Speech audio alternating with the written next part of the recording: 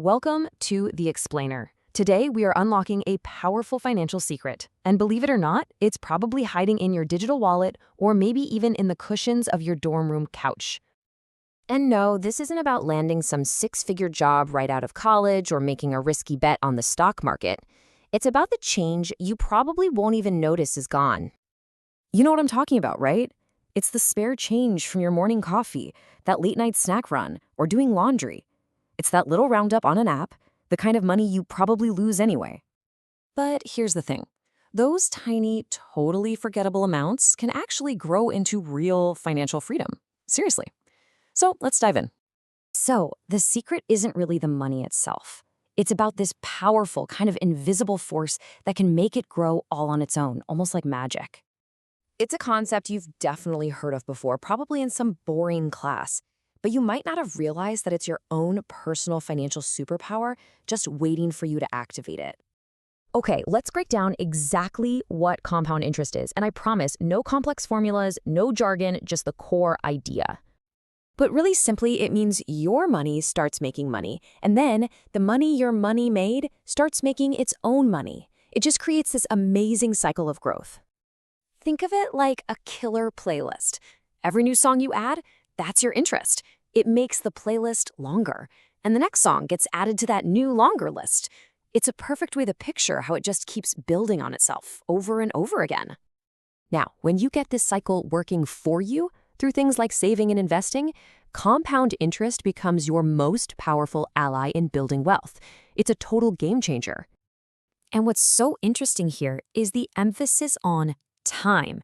It's not about how much money you start with. It's about how long you give that money to grow. Time is the real secret ingredient here. Just look at this example from our source material. Someone who starts putting away $500 a month at age 25 could end up with over $1.2 million by retirement. But if they wait just 10 years and start at 35, they'd have less than half that amount.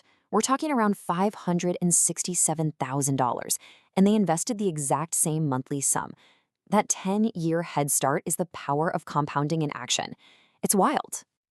Okay, so you don't need some fancy calculator or a degree in finance to figure this out. There's actually a brilliant little shortcut for this. It's called the Rule of 72. And here's the formula. It's super simple. Just take the number 72 and divide it by your annual interest rate. The answer is roughly how many years it'll take for your money to double. That's it. So let's see it in action. If your investment account is earning, say, an average of 7% a year, it's going to take about 10 years to double your money. Get that up to 10%, and it's just over 7 years. It's a simple, really powerful way to see what your growth could look like. Okay, but here's the thing. This incredible force is a double-edged sword, because while it can build you a fortune, it can also work against you, and the effect can be absolutely devastating. When you're the one earning interest on savings and investments, you're winning. But when you're the one paying interest on debt, think credit cards, student loans, compounding becomes the engine that can dig you into a really deep financial hole. And this is a really critical distinction. Your savings might compound monthly or even annually, but high-interest credit card debt, that stuff often compounds daily. Every single day, new interest is calculated and tacked onto your balance, creating this relentless snowball of debt that just grows faster and faster. Let's look at a real-world example from one of our sources. This is the story of Brandon, who, like a lot of people, took out student loans to pay for his education. So Brandon started with $50,000 in loans, and he was diligent. He made his payments of $200 every single month for 10 years straight. But, and this is crazy, because his payments weren't enough to cover all the new interest being added, his loan balance actually grew by over $15,000. It's a painful trap called negative amortization, where you keep paying, but your debt just gets bigger. And this isn't just about student loans. Take a typical mortgage. In the early years, the vast majority of your payment goes straight to interest. Based on an example from our sources, for a $180,000 loan, after 5 years of payments, you'd have paid over $34,000 in interest, but only about $17,000 toward the actual loan itself. That means 2/3 of your money went straight to the bank, not to owning your home. Okay, so how do we actually put this into practice? Understanding that this is a two-sided coin is the whole key to making sure it works for you and never against you. All right, here's the bottom line. Start now, like today.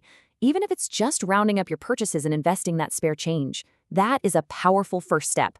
Be consistent. Be really strategic about paying down any high-interest debt because that's just compounding working in reverse. And hey, if you have student loans, even paying just the interest while you're still in school can save you an absolute fortune down the road.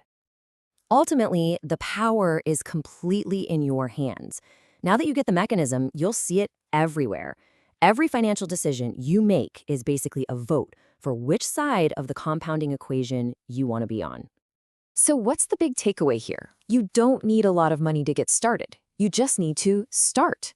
The power to build real, long-term financial strength is already in your pocket, and it begins with your very next purchase. So which side of the coin will you choose?